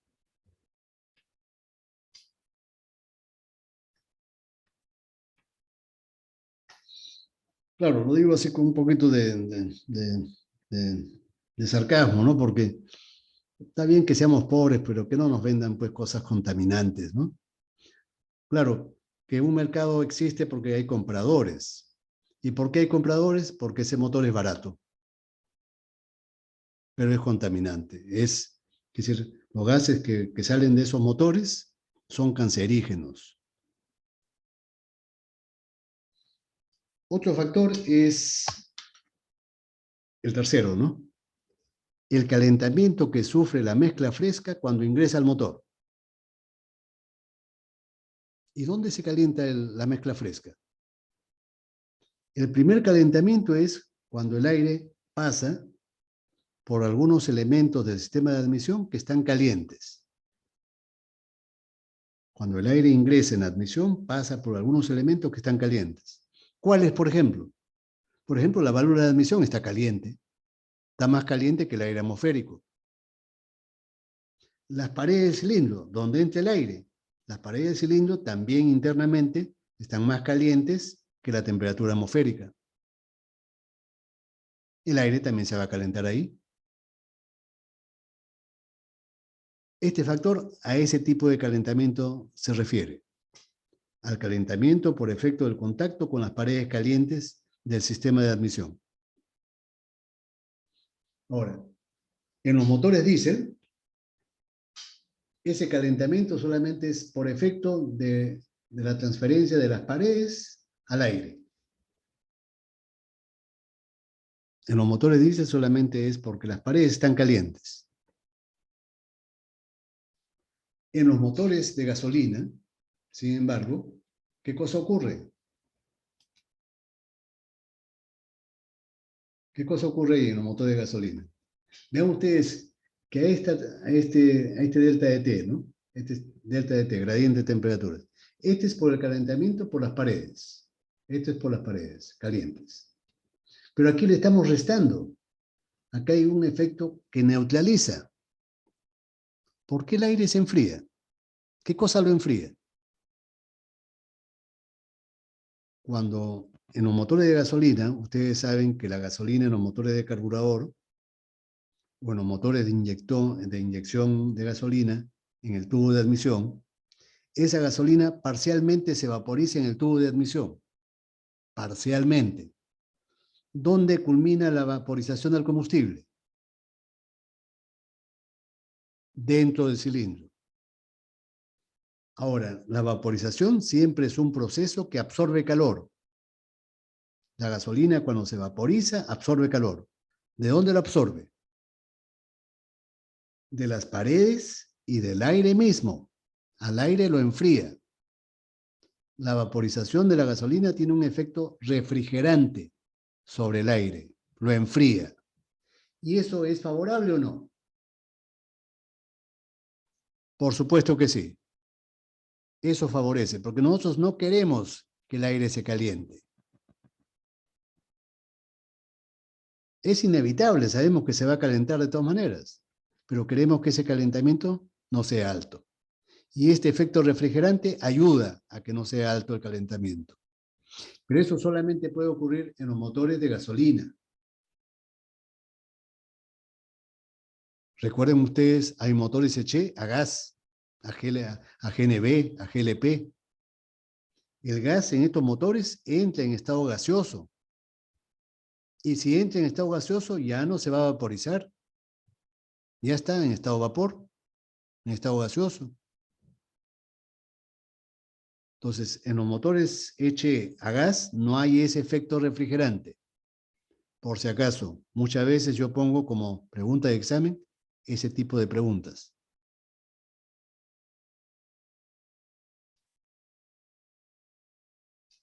Noten ustedes ahora los rangos. En los motores diésel, el calentamiento es mayor que en los motores Eche. La razón la acabo de explicar. En los motores Eche a gasolina hay un efecto refrigerante cuando la gasolina se vaporiza. Y cuando la gasolina se vaporiza, enfría el aire. ¿Está claro? Ese es un motivo. Pero otro motivo para que el rango de los motores Eche sea menor es el siguiente. Cuando el aire entra más rápido al motor, lo cual obviamente depende de la velocidad del motor. Si el motor se mueve más rápido, el aire entra más rápido. Si el aire entra más rápido, ¿se calienta más o menos? Muchos alumnos, la primera respuesta que dan es que se calienta más, si es que entra rápido. Pero es lo contrario. Y para explicar eso, pongo un ejemplo cotidiano. ¿Qué pasa cuando caminamos en arena caliente, por ejemplo, en la playa, hacia el mar, hacia la orilla? ¿Caminamos despacio o corremos para evitar quemarnos los pies? Corremos. Corremos, ¿no es cierto? El tiempo de contacto entre las palmas de los pies y la arena caliente se acorta si es que corremos. Al aire le pasa exactamente igual. Cuando cruza rápidamente el sistema de admisión, el tiempo de contacto disminuye y el aire se calienta menos. Como los motores gasolineros son más rápidos que los motores diésel, eso también explica por qué el rango de los motores Eche es menor.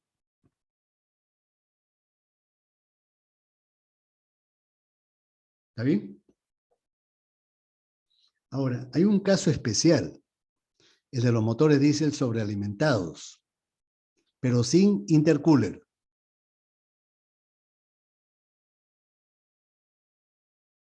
Es decir, el aire que sale del compresor sin intercooler puede ser 100 grados centígrados, 120. Y más o menos esa misma temperatura se encuentra en la válvula de admisión. A esa misma temperatura se encuentran las paredes del cilindro en el momento en que el aire entra. Si no hay diferencia de temperaturas, si el aire está a la misma temperatura que estas piezas calientes, ¿no es cierto que ya no existe intercambio de calor? ¿Y cuánto sería el delta de T entonces? Cero. Cero. Eso no significa que el aire entra a la temperatura atmosférica. Que delta de T sea cero significa que el aire que ingresa, lo que sale del compresor, está más o menos a la misma temperatura que las piezas calientes del motor. Y que por lo tanto ya no hay intercambio y eso determina que el delta de T sea cero.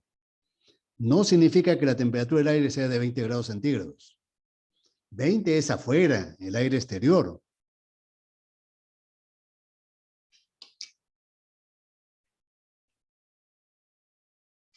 Ahora, el segundo calentamiento que sufre el aire o la mezcla que entra al motor, el segundo factor, el segundo calentamiento, es cuando el aire entra al cilindro y se mezcla con los gases residuales. Hemos visto cómo los gases residuales pueden estar a 900 Kelvin, es decir, 600 grados centígrados. ¿No es cierto? Aunque la cantidad es pequeña, están a alta temperatura. Y cuando el aire se mezcle con estos gases residuales, ¿qué le va a pasar a la temperatura del aire? Va a aumentar. ¿No es cierto? Y finalmente yo quiero calcular esa temperatura final, después de los dos calentamientos. ¿Qué cosa hago para calcular eso? Utilizo un modelo sencillo de entender. Vean ustedes. Este es mi volumen de control, el cilindro del motor. Yo sé que dentro del cilindro del motor, durante la admisión, hay gases residuales, MR, que están a una temperatura T sub R. El aire que ingresa al motor es M1. Y ya he considerado que entra ya con el primer calentamiento, proveniente del contacto con las paredes de los elementos calientes del sistema de admisión.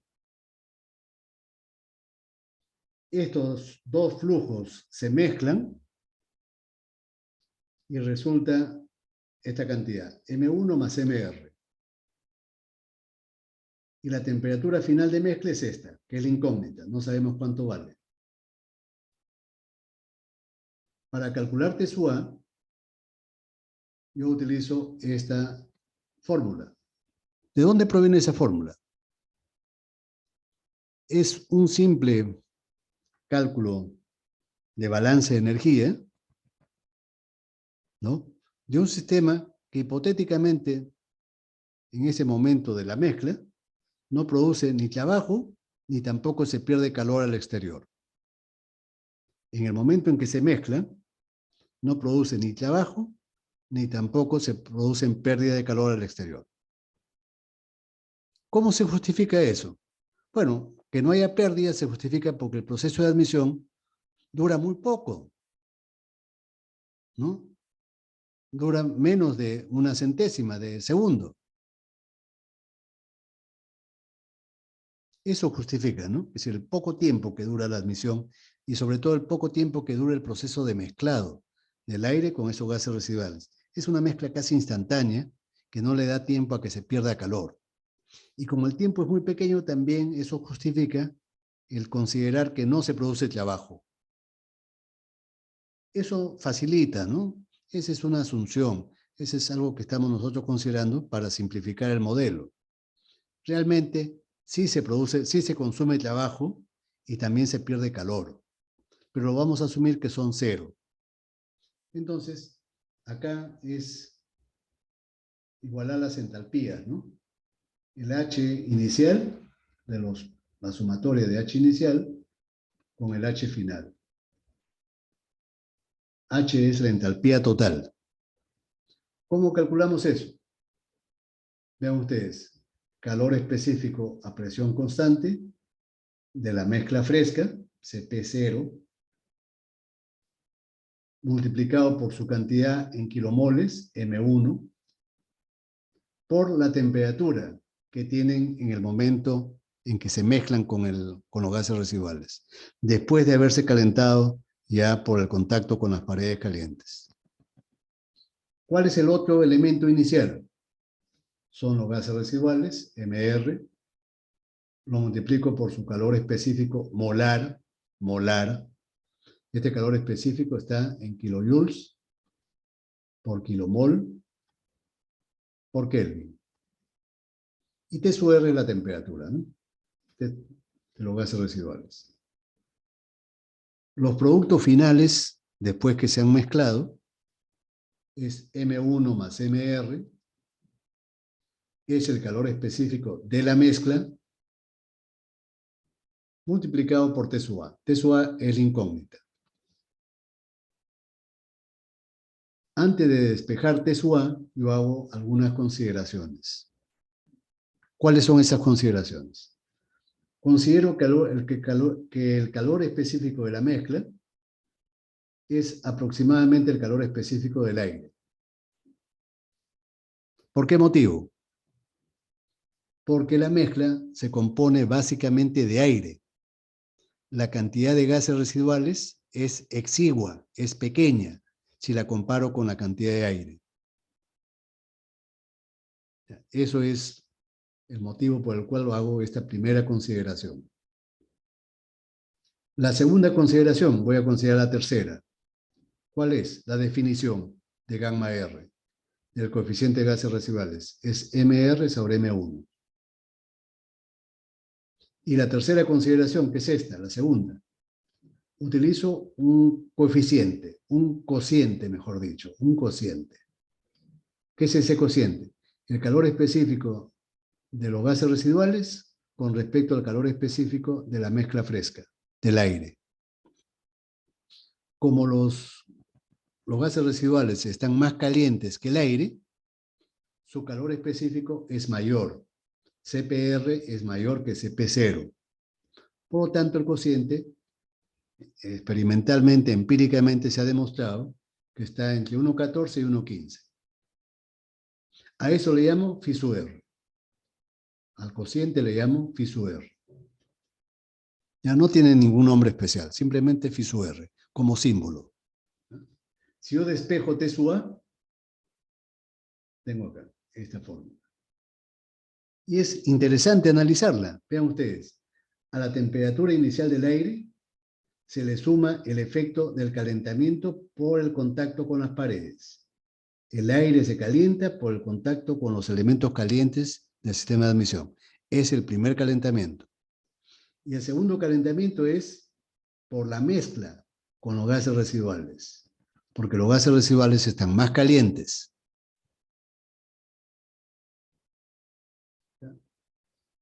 Más o menos cada uno de estos contribuye en unos 30 grados, en promedio, ¿no? 30 grados.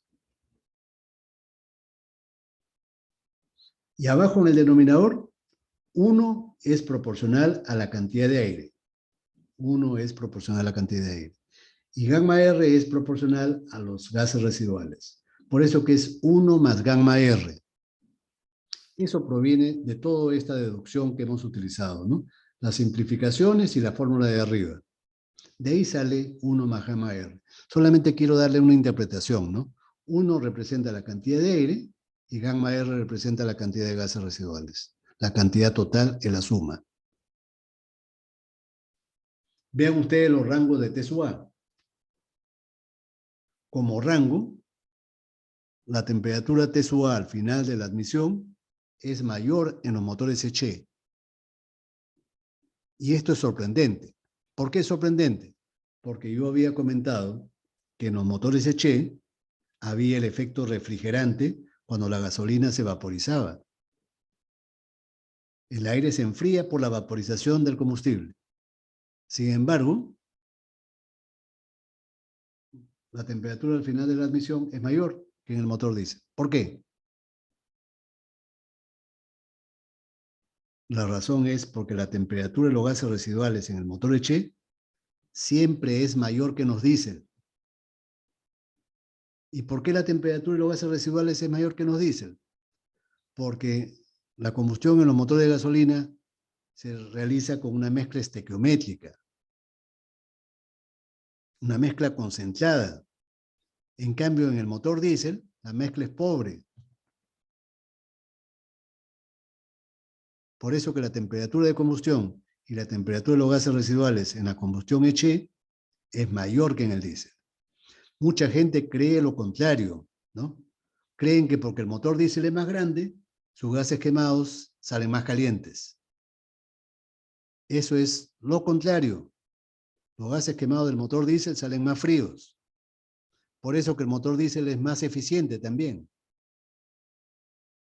Mientras más fríos salen los gases, eso es sinónimo de eficiencia.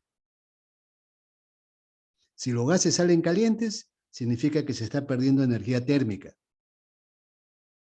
Es lógico, ¿no?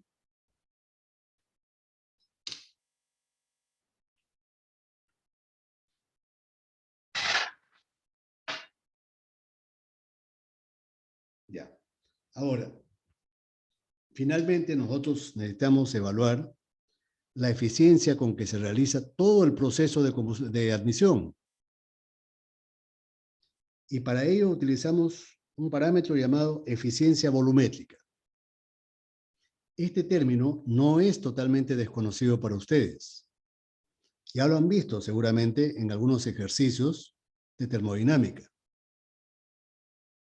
Por ejemplo, cuando se analizan los compresores de aire, este parámetro se utiliza. Cuando ustedes han visto motores de combustión interna, también se utiliza. Y lo han utilizado también en el curso del laboratorio de ingeniería mecánica. No sé en cuál de los laboratorios hacen la experiencia de compresores. Pero ahí lo han visto, ¿no? Entonces, y por el nombre también ya se dan cuenta de qué trata esto, ¿no? Al decir eficiencia volumétrica, lo que queremos evaluar es con cuánto de eficiencia se realiza este proceso. ¿Y esa eficiencia qué cosa debe medir? La cantidad de aire que ingresa realmente al motor en un tiempo determinado con respecto a la cantidad teórica. Y así se define a la eficiencia volumétrica, ¿no? ¿Cuánto aire ingresa realmente al motor con respecto a la cantidad teórica? En la literatura rusa no le llaman eficiencia volumétrica, le llaman coeficiente de llenado. Pero es lo mismo. Para nosotros va a ser indistinto, ¿no? Llamarla eficiencia volumétrica o coeficiente de llenado. Para entender este concepto, voy a utilizar este esquema, ¿no?, que he hecho. De un motor de 4 cilindros, ¿no? 4 cilindros. Puede ser 4, puede ser 6, puede ser 1. Eso no importa. Y yo mido, que decir, no el flujo másico, porque instrumentación para medir el flujo másico es cara. Por ejemplo, hay un medidor de Coriolis, ¿ya? Medidor de flujo másico de Coriolis. Quiero que lo busquen en internet. Medidor de flujo másico de Coriolis. Eso mide directamente el flujo másico, pero es caro. Un medidor de ese tipo cuesta tranquilamente sus $40,000, $50,000. Lo más común y corriente es utilizar un instrumento que mide caudales. Y ese instrumento se llama precisamente caudalímetro. ¿Conocen algún tipo de caudalímetro que hayan utilizado en el laboratorio? Por supuesto que sí, ¿no? Por supuesto que sí. ¿Cuáles son? Por ejemplo, han utilizado un medidor de placa orificio. Han utilizado un medidor de tobera. Por supuesto que conocen el Venturi, ¿no? Seguramente que han visto este anemómetro de turbina. Pero los 3 primeros, de hecho que lo han visto. Ahí tienen un banco de tuberías para medir caudales, ¿no? En todo el laboratorio 5 hay una serie de medidores de caudal. Entonces, ese instrumento se llama caudalímetro o flujómetro. Flujómetro le llaman algunos, ¿ya? Entonces, la eficiencia volumétrica, vean ustedes, a pesar del nombre, es un cociente de flujos másicos. Es un cociente de flujos másicos. En el numerador está el flujo másico real, en kilogramos por segundo, por minuto o por hora, que ingresan a un motor. Y en el denominador está el flujo másico teórico. En las mismas unidades, ¿no? Por supuesto. Ahora, el flujo másico teórico, ¿cómo lo calculamos? Flujo másico teórico sería el caudal teórico, este término, por la densidad del aire que pasa a través del caudalímetro, ¿no? O que ingresa al motor, Ese es el caudal teórico. Flujo caudal teórico multiplicado por la densidad del aire con que el aire ingresa al motor. Con que ingresa al motor. Ya me corrijo, ¿ya? Es la densidad del aire con que ingresa al motor. Ahora, ¿cómo calculo yo el caudal teórico? El caudal teórico está en función de la cilindrada del motor, directamente proporcional. Ya saben ustedes que la cilindrada es el producto del volumen de la cilindrada unitaria por el número de cilindros. O sea, no hay que confundirse en el examen. Yo a veces en el examen pongo cilindrada y los alumnos lo confunden al B sub H con el B sub H minúscula. Hay que diferenciar, ¿no? A B sub H mayúscula se le llama cilindrada. A esto se le llama cilindrada. No hay que decirle cilindrada total ni nada por el estilo. Simplemente cilindrada. Y al B sub H minúscula se le llama cilindrada unitaria.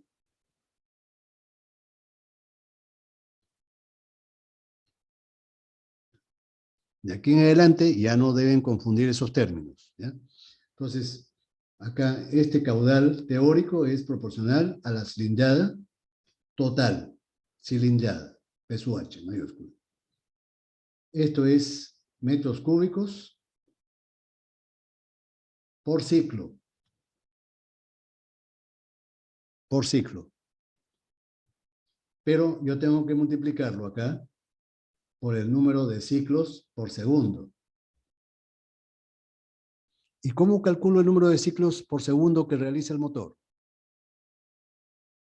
Si el motor es de 4 tiempos, entonces yo sé que n medios, ¿qué cosa representará? Si n son las RPM,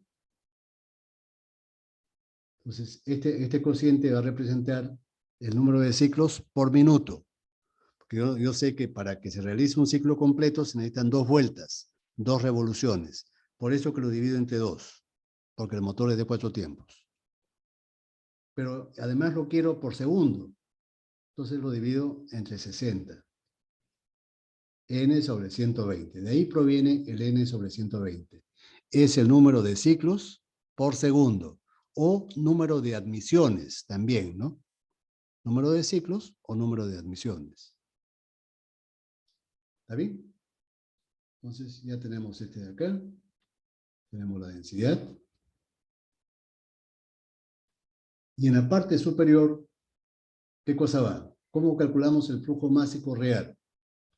El flujo másico real será el caudal real, que lo estamos midiendo con el caudalímetro, Q sub K, multiplicado por la densidad del aire con que ingresa al motor. ¿Está bien?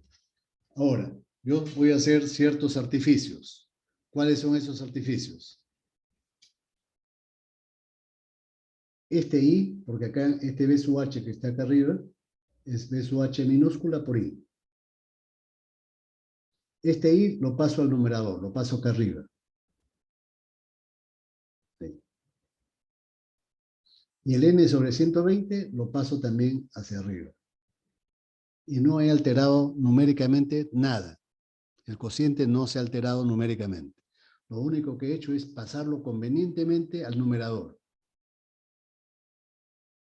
Y entonces me queda un término entre corchetes. ¿Está bien? ¿Qué cosa es Q sub K, perdón, sobre I? Q sub K sobre I fácilmente lo entendemos. Es el caudal que ingresa a cada cilindro. Q sub K es el caudal, metros cúbicos, que entran por segundo en cada admisión.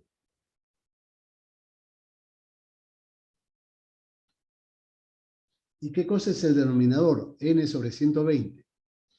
El denominador es el número de ciclos por segundo, o lo que es lo mismo, el número de admisiones por segundo.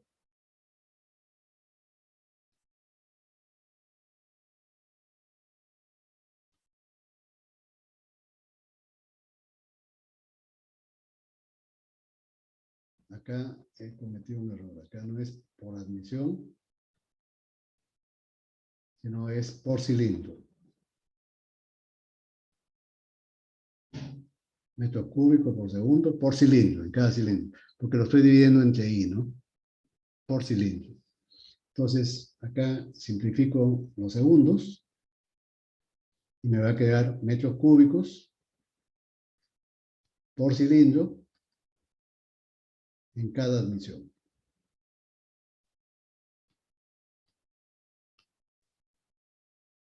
¿Qué significa eso? Metros cúbicos en cada cilindro y en cada admisión. Es la cantidad en volumen de aire que ingresa al motor a cada cilindro en cada admisión. Y acá lo estoy indicando como V sub K. Este es el V sub K que ingresa aquí, o ingresa también aquí, o ingresa en el segundo o en el primero. En una admisión. Ya es el volumen que ingresa a cada cilindro en una admisión.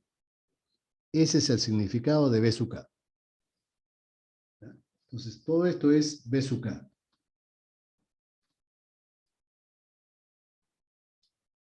Y en el denominador tenemos V sub H. Previamente he simplificado el Rho sub K, porque aparece en el numerador y en el denominador. Lo simplifico. Y me queda V sub H. Y finalmente la eficiencia volumétrica, a pesar de que había partido como un cociente entre flujos másicos, queda como un cociente entre volúmenes. El volumen V sub K, que es el volumen real que ingresa al motor en un cilindro, en una admisión, a las condiciones de ingreso, es decir, a las condiciones de T sub K y P sub K. ¿Y V sub H qué cosa es? V sub H es el volumen teórico que podría ingresar de aire si es que este pistón se movería con mucha lentitud. Así como cuando jalamos el pistón en una jeringa hipodérmica, ¿no? Nosotros nos absorbemos el medicamento de la ampolleta en la jeringa hipodérmica, jalando el pistón lentamente. ¿Para qué?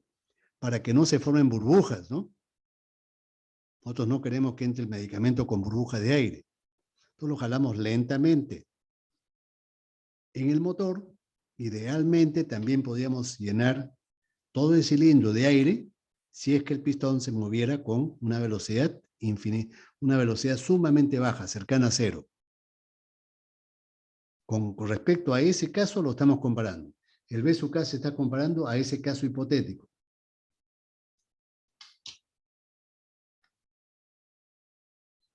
Ahora, aquí con esta diapositiva lo que trato de ilustrar es qué influencia tiene la ubicación del caudalímetro. Vean, el caudalímetro yo lo puedo poner en cualquier sitio que a mí me convenga. El sitio donde sea más fácil instalarlo. ¿Y cuál creen ustedes que es el sitio más fácil de instalarlo? ¿Después del turbocompresor o antes del turbo?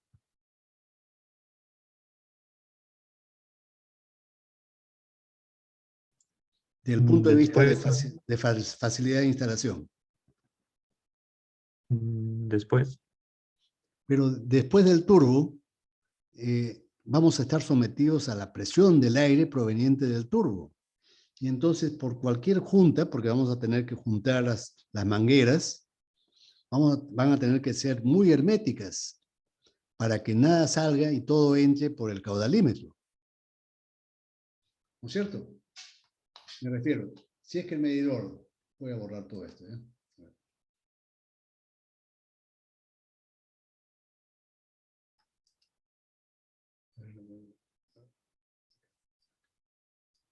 Aquí tenemos el turbocompresor, acá adelante. Con su intercooler, ¿ya? El turbocompresor. Y aquí el aire sale a presión, P sub K. aquí vamos a tener que juntar, ¿no? Que sea con abrazaderas, con mangueras, ¿no? Con uniones. Y lo mismo acá. Y en todas las uniones. Si todo no está hermético, ¿qué va a comenzar a pasar?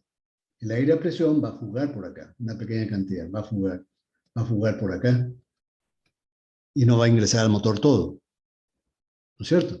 Entonces, si no todo el aire que sale del turbo pasa por el caudalímetro no va a medir exactamente lo que queremos. Estamos perdiendo aire por la falta de hermeticidad. En cambio, si nosotros ponemos el caudalímetro aquí delante del turbo, aquí las condiciones son atmosféricas.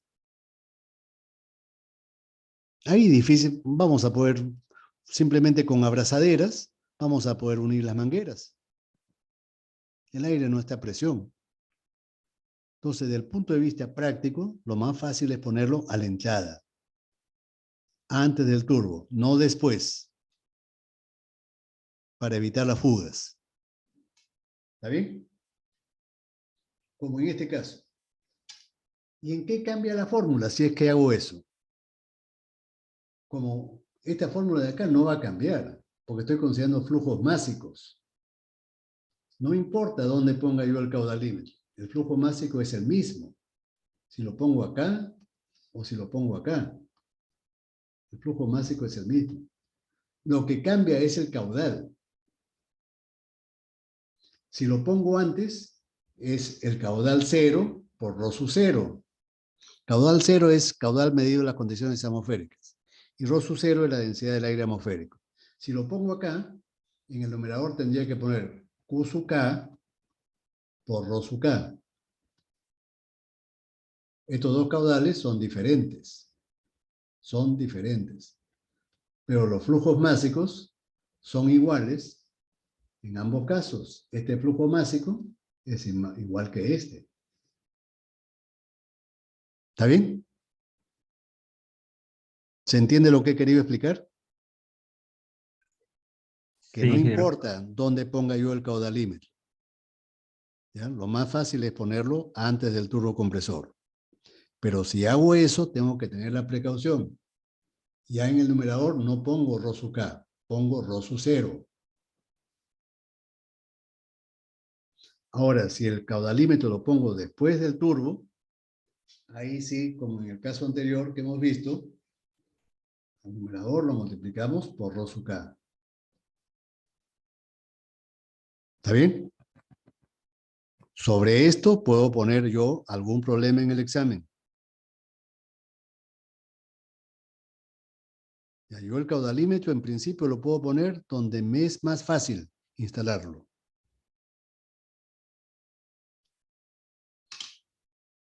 ¿Está bien? Y con esto doy por concluido las clases. Ya, no sé si tienen alguna pregunta. ¿Les ha parecido interesante la clase? Sí, profe. Profe, ¿en el examen se va a poder usar formulario?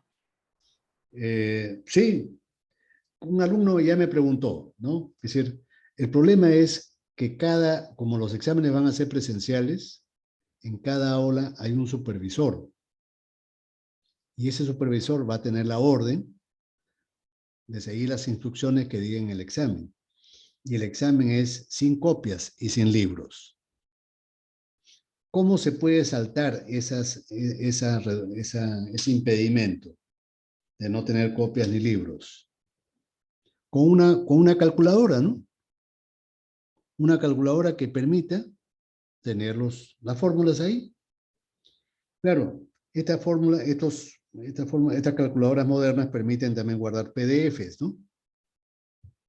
Y entonces los alumnos, en vez de estudiar, se van a encargar de hacer fotocopias y ponerlo ahí en su calculadora, en PDFs. Y entonces eso no sirve para nada, ¿no? Es decir, van a entrar al examen a estudiar recién el curso. Entonces la cuestión es, ¿no? Por eso que los profesores hace mucho tiempo en los exámenes presenciales decidimos que mejor era que el examen sea sin copias y sin exámenes. Los resultados así lo confirmaron. Los resultados fueron mejores cuando los alumnos daban el examen sin copias y sin libros. Cuando se da con copias, el alumno pierde tiempo buscando ahí en clase, en pleno examen la respuesta. Ahora, hay el problema de las copias también, ¿no? Del plagio. ¿Qué cosa hacen? Googlean, ¿no? Googlean la pregunta. Y resulta entonces que pueden haber en una sección 10 respuestas igualitas, con términos que nunca yo utilizo en clases. Claro, pueden utilizar términos que yo no utilizo. Lo sorprendente es que exactamente el mismo texto tienen 10, 15 alumnos. ¿Qué significa? Que 10 o 15 alumnos han googleado la pregunta. Yo de inmediato me doy cuenta, ¿no? Y entonces ya he tomado esa resolución hace tiempo. Si yo veo que 2 o más alumnos tienen la misma respuesta, a todos les quito el puntaje en esa pregunta respectiva. Ahí no voy a poner a investigar quién copió, quién no copió. A todos.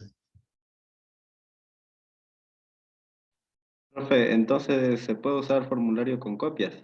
¿O cómo? En la calculadora. Ya queda que yo les sugiero que solamente copien las fórmulas. Nada de teoría, porque eso es inútil. Ahora, pueden haber alumnos que van a poner PDFs ahí, pero yo no recomiendo que hagan eso. Solamente lo que recomiendo es que pongan fórmulas. Ahora, la definición de gamma R, pues no lo van a poner, ¿no? Gamma R es igual a MR sobre 1. Ya pues el que no se acuerda de esto, ¿ya qué cosa puedo yo considerar? Que es un alumno que no sabe nada. La fórmula más complicada, sí, esa vale la pena para no memorizarlas. Pero las fórmulas más sencillas, no, pues. Pero yo ya lo dejo al criterio de ustedes, ¿no? Si quieren pueden copiar en sus calculadoras todas las fórmulas. Pero ponerse a buscar en pleno examen, el tiempo es limitado, ¿no? Para ponerse a buscar. Mejor es practicar y acordarse de fórmulas. Las muy complicadas, sí copiarlas. Las que no son muy complicadas, memorizarlas. ¿Cómo se memoriza? Haciendo ejercicios. ¿Se entendió? Sí, ingeniero. Sí, ya, muy bien, jóvenes.